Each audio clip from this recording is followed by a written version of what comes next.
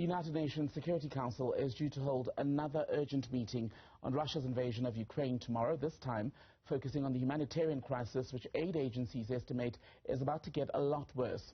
Earlier this week, the majority of the 193 member states that make up the UN General Assembly voted in support of a resolution demanding that Russia withdraw its troops from its neighbour's territory. South Africa has been criticised for abstaining from that vote, along with 34 other countries. Here is how Ambassador Matujoini explained the country's position. It involves two members of the United Nations in an armed conflict, which this organization has at its foundation the responsibility to prevent. The United Nations, therefore, must take decisions and actions that will lead to a constructive outcome conducive to the creation of sustainable peace between the parties. The resolution that we have considered today does not create an environment conducive for diplomacy, dialogue, and mediation. While we agree with and support the efforts taken by member states to bring to the attention of the international community the situation in Ukraine, South Africa feels that greater attention should have been paid to bringing the sides closer to dialogue. For South Africa, the text in its current form could drive a deeper wedge between the parties rather than contributing to a resolution of conflict. Let's talk more about the situation then. We can speak now to Siviwe Rikhotso, who is a researcher for public diplomacy and international relations at the African Center for the Study of the United States, or the US. Siviwe, very good afternoon to you. Thank you so much for being on the show. So are people, including Ukraine's ambassador to South Africa, right to criticize our abstention during the vote this week? Good afternoon to Mbegile and to your viewers. So with that question, I'll say certainly, to a certain extent, yes.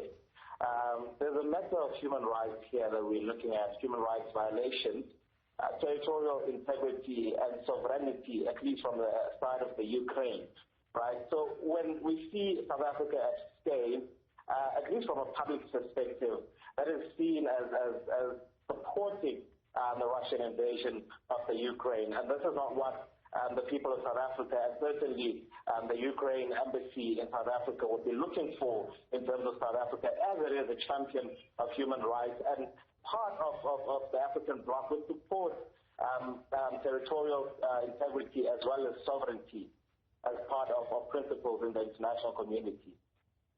And South Africa's issue, as we were just hearing from the ambassadors, was from earlier in the week, is that they were saying that the resolution in the state that it was in when it was voted on did not basically lay the ground for a constructive way forward between Russia and Ukraine. Do you believe then, with the United Nations General Assembly and the Security Council, as divided as they are on the situation, there can ever be a resolution that will be as widely supported as many would wish it is? Well, certainly, this resolution from the United Nations General Assembly at this point looks as more than just deploring Russia's invasion of the Ukraine, isolating Russia within the international community.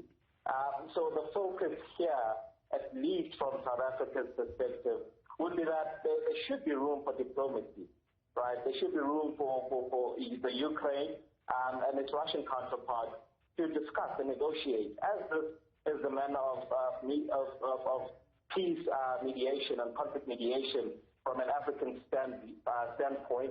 But I'd like to state here that while South Africa says that it does not support this resolution to a certain extent, in that it does not allow room for dialogue and discussion for both parties, we need to consider the fact that in the United Nations Security Council, Russia has a veto power, a power that is not considered or is not available for most UN members, particularly the non-permanent members of the United Nations Security Council, to which, unfortunately, Ukraine is a part of at the moment.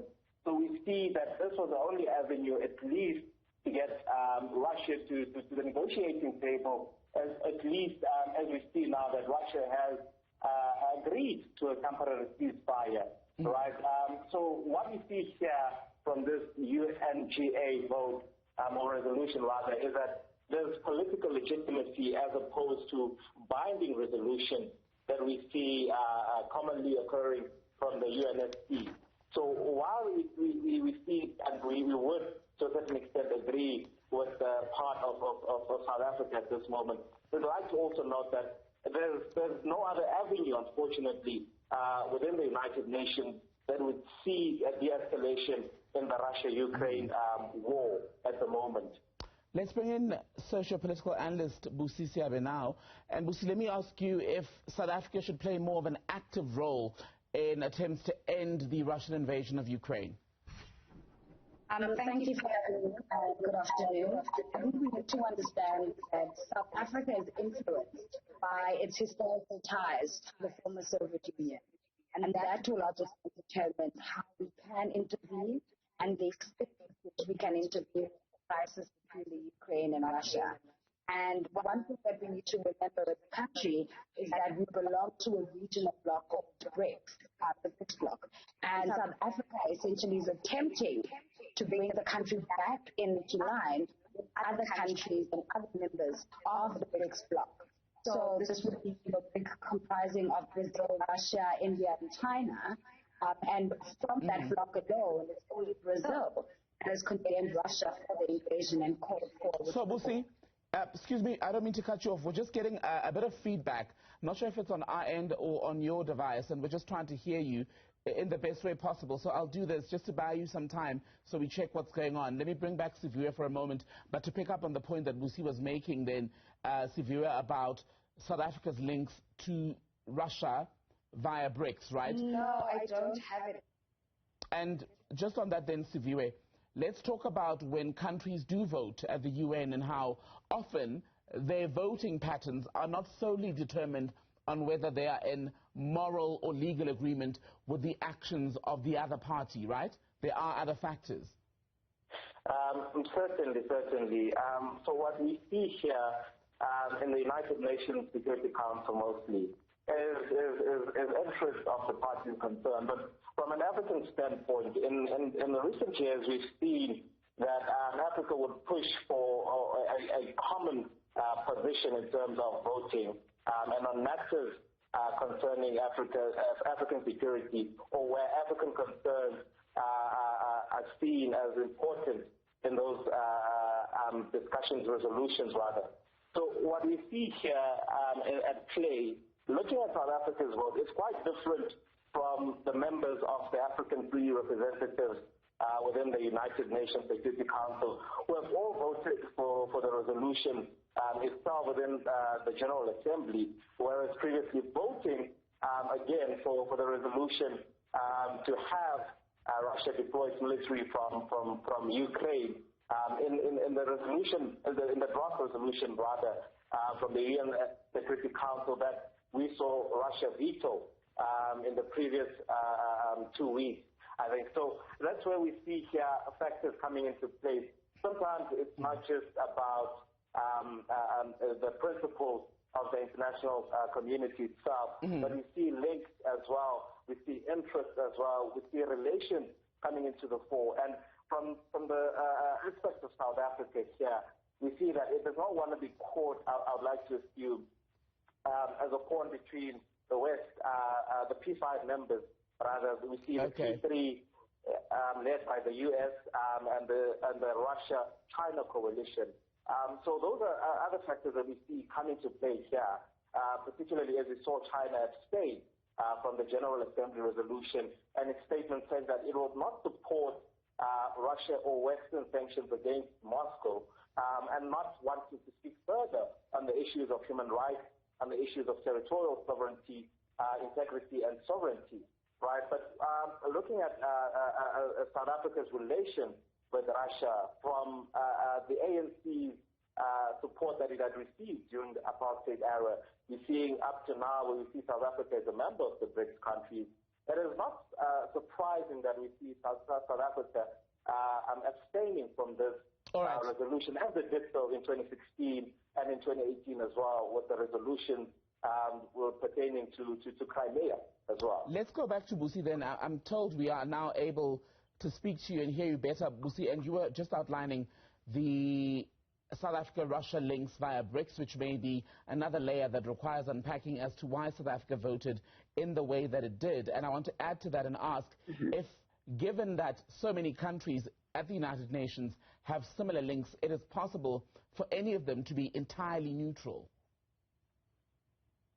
I mean, it's very difficult for any country to be, entirely neutral. And I think the fact that, South Africa's foreign policy is heavily influenced by its historical ties, particularly in this particular case, we're tied to our historical ties moved back to, the former Soviet Union. And more than anything, what we're seeing is that South Africa should rather be condemning, the Western military alliance, being NATO, and its expansion in the world as a direct threat to international security and stability.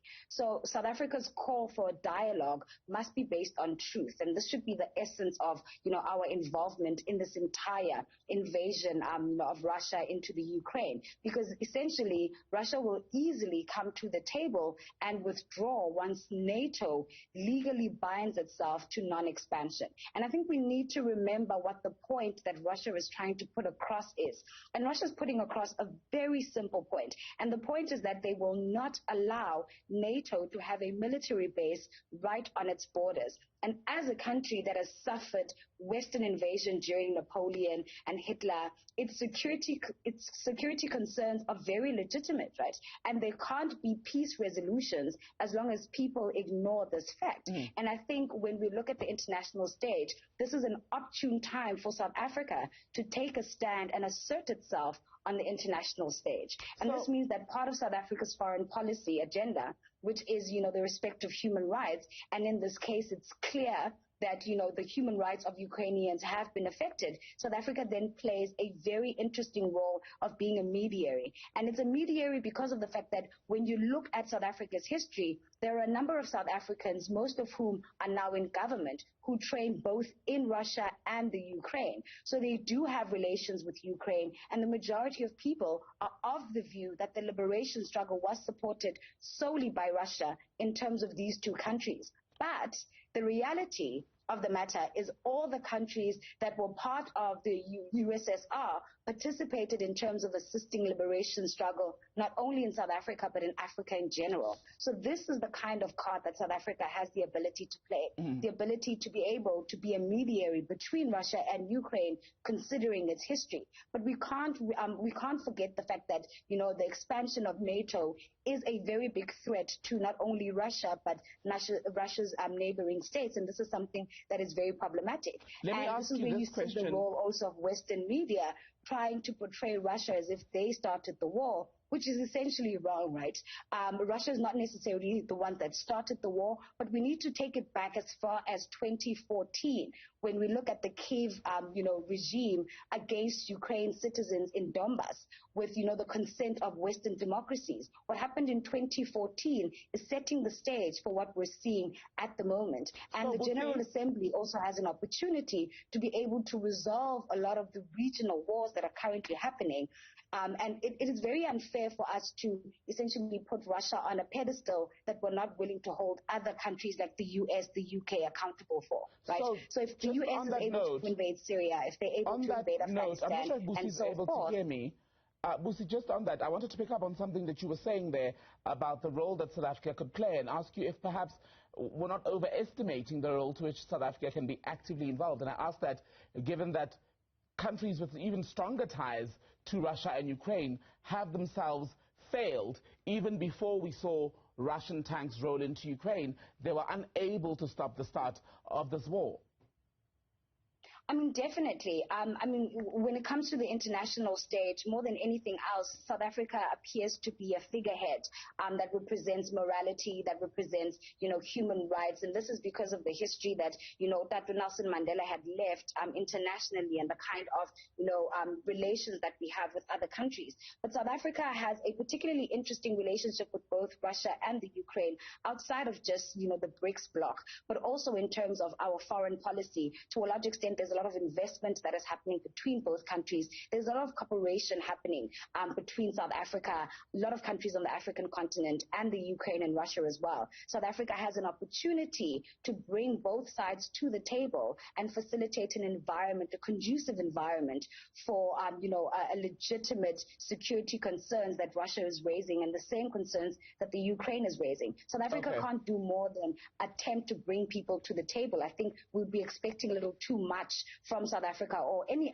other African state to say that they are the only ones that could possibly resolve this war. At the end of the day, it is in the hands of the leaders of both Russia and Ukraine to determine how far exactly this war is going to go, and to a large extent how it's going to influence the international community as a whole. Because we're seeing petrol prices increasing, we're seeing food insecurity becoming a major issue, not only in South Africa or in Africa, but also in Europe and other countries as well. We're also seeing the role that China is, playing in this entire war, to say that, there is a shifting within the economic sector as well, moving from SWIFT, and you're seeing alliances being formed, amongst countries that you ordinarily would not have thought that alliances would have been formed in. So at this particular point in time, there is so much uncertainty around this invasion that the only people that can resolve it is Russia and the Ukraine once they're brought to the table to address the legitimate security concerns that they each have